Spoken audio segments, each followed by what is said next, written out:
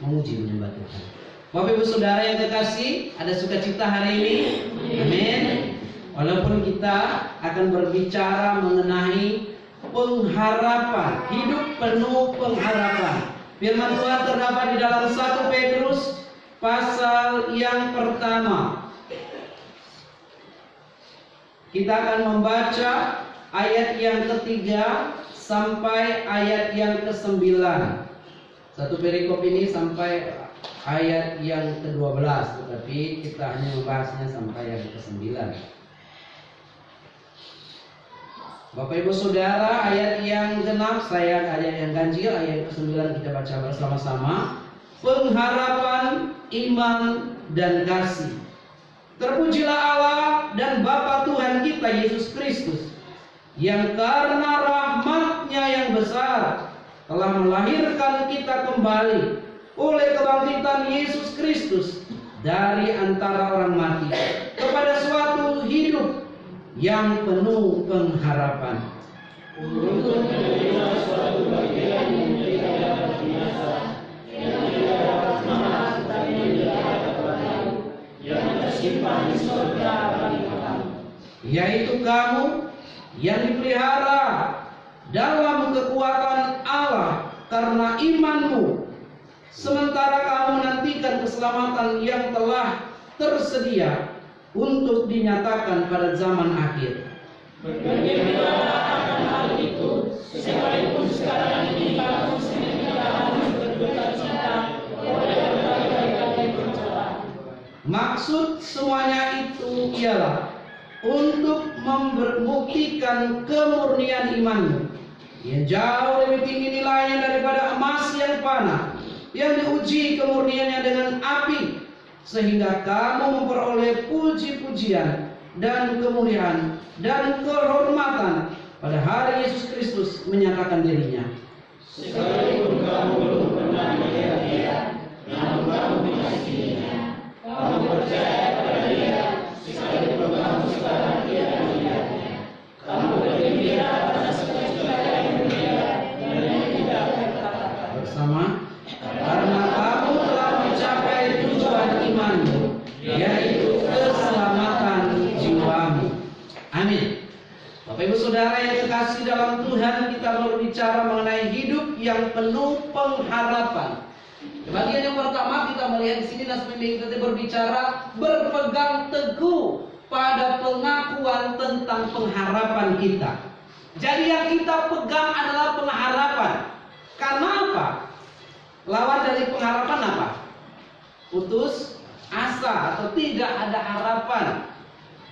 Dunia ini selalu menawarkan banyak hal, tetapi banyak yang mengecewakan. Di ruangan ini berapa banyak yang sudah dikecewakan?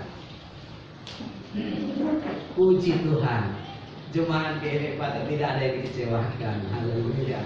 Tetapi realnya, nyatanya kita sering merasa kecewa, kan? Kita sering merasa putus asa, bukan? Nah, makanya dikatakan bagaimana supaya hidup kita dipenuhi. Segala hal yang kita kerjakan di hari-hari kita penuh dengan hidup dengan penuh pengharapan. Nah, kita akan melihat Petrus sebagai salah satu murid Tuhan, rasul yang dijuluki dengan rasul pengharapan. Mengapa demikian? Karena kita tahu bersama, Petrus adalah salah satu rasul yang dulunya dan yang pernah menyangkal Tuhan Yesus, hidup dalam keputusasaan sebelum dia berjumpa dengan Tuhan. Bahkan dia dikatakan dia menangisi apa yang dia lakukan karena karakternya itu. Kepada jemaat yang ada, orang-orang pendatang yang tersebar di Pontus, di Galatia, Kapadokia, Asia Kecil, dan Bitinia, orang-orang yang dipilih inilah dia mau mengatakan dasar pengharapan. Karena yang pertama, kepada kita semuanya dia mau berkata juga, dasar pengharapan kita hanya karena di dalam Tuhan kita sudah dilahirkan kembali. Lahir untuk kedua kalinya. Mengapa hal ini? Nah, untuk menjelaskan pengharapan ini, Petrus mengajak kita untuk menyampaikan pujian terlebih dahulu kepada Bapa. Dia mengatakan, terpujilah Allah, doksologi, Bapa Tuhan kita Yesus Kristus, yang karena apa? Rahmatnya yang besar. Karena apa itu rahmat? Bukan nama orang. Walaupun banyak orang tua suka dengan nama rahmat. Tetapi rahmat sebenarnya adalah pemberian yang besar, grace, yang tidak layak menerimanya tetapi diberikan secara apa? Cuma-cuma. Pemberian itulah dikatakan Yesus Kristus diberikan kepada dunia sehingga apa? Dia melahirkan kita kembali oleh kebangkitan Yesus Kristus. Nah, yang pertama kita akan melihat di sini berkaitan dengan kelahiran baru yang membawa kita kepada hidup yang penuh pengharapan. Maka di sekolah-sekolah, terutama sekolah Kristen, sekolah-sekolah teologi, selalu ditanya, kapan kamu lahir baru? Ada orang yang nggak paham. Ada salah satu mahasiswa yang kemarin baru diterima, saya ngikuti kemarin video, diterima di kampus, terus ditanya, kapan Anda lahir baru? Jadi dia bersaksi, saya nggak pernah lahir baru. Waktu di rumah, tapi seminggu setelah di sini, saya diajak untuk terima Tuhan Yesus. Rupanya itu namanya lahir baru. Dia bilang. Jadi jelas di sini dikatakan apa, Bapak Ibu Saudara? Kelahiran baru itu awal dasarnya kita memiliki pengharapan.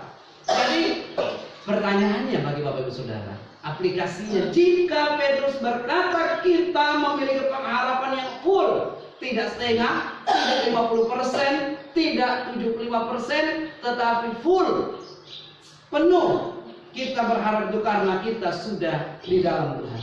Apakah Bapak Ibu Saudara sudah lahir baru? Apakah Bapak Ibu sudah menempatkan Yesus menjadi Tuhan atas hidupmu?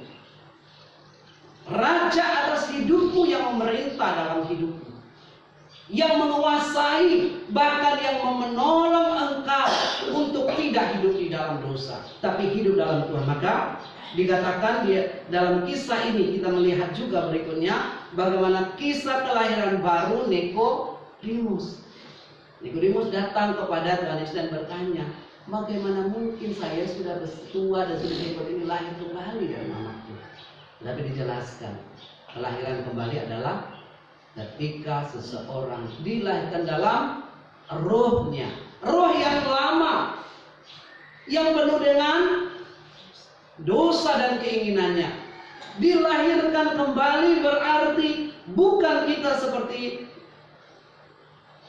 jasmani seperti bayi, tetapi rohaninya seperti bayi. Mulai dari awal. Jadi Bapak Ibu Saudara, kebangkitan Kristus adalah penyebab kita memiliki kepastian dan kita menerima Tuhan Yesus. Berarti lagu sekolah minggu tadi katakan, kita yakin akan hari esok. Amin.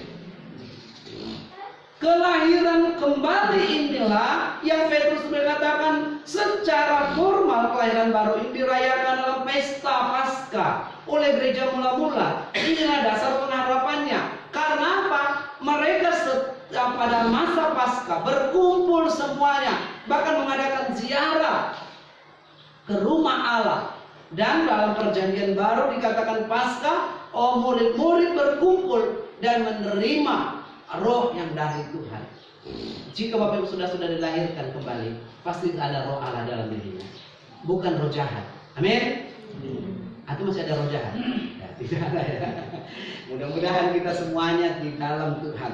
Nah, inilah dikatakan dasarnya kita sudah dilahirkan kembali oleh kebangkitan Yesus Kristus dari antara orang mati kepada suatu hidup yang penuh pengharapan. Jadi Yesus Kristus yang bangkit dari antara orang mati, pegangan Bapak Ibu Saudara, membuktikan bahwa maut tidak berkuasa atas dunia ini.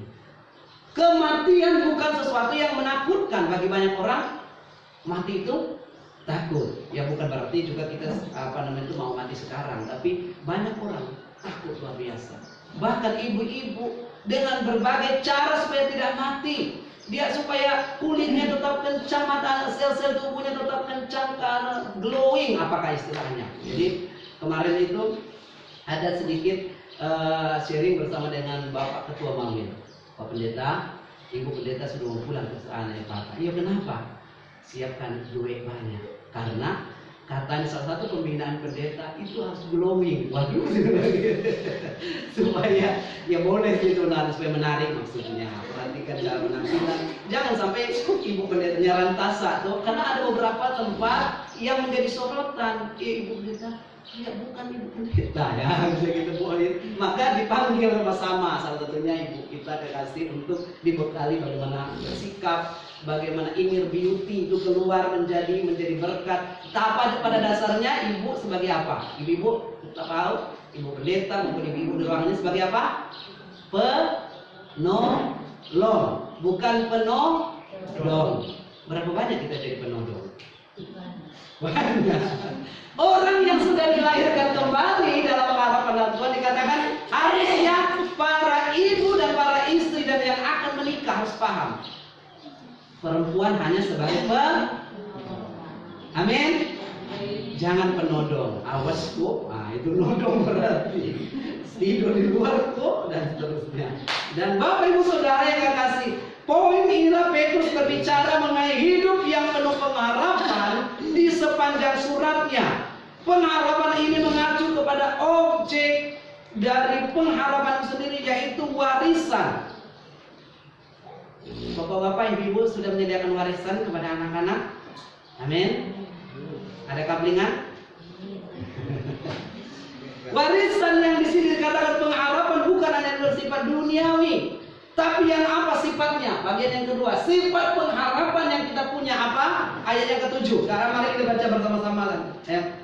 Maaf ya, bukan ayat yang keempat, sorry. 1, 2, 3. Untuk menerima suatu bagian yang tidak dapat binasa, yang tidak dapat cemar, dan yang tidak dapat layu, yang tersimpan di surga bagimu. Jadi sifat pengharapan itu apa? Tidak binasa. Sedangkan di sini dunia ini akan binasa. HP walaupun secanggih-canggihnya tidak akan ada di surga. Semuanya baju secantik-cantiknya, walaupun yang kita pakai nanti kita akan tinggalkan, dan juga ada expirednya. Ya, minggu lalu kita berbicara mengenai pemberian ya.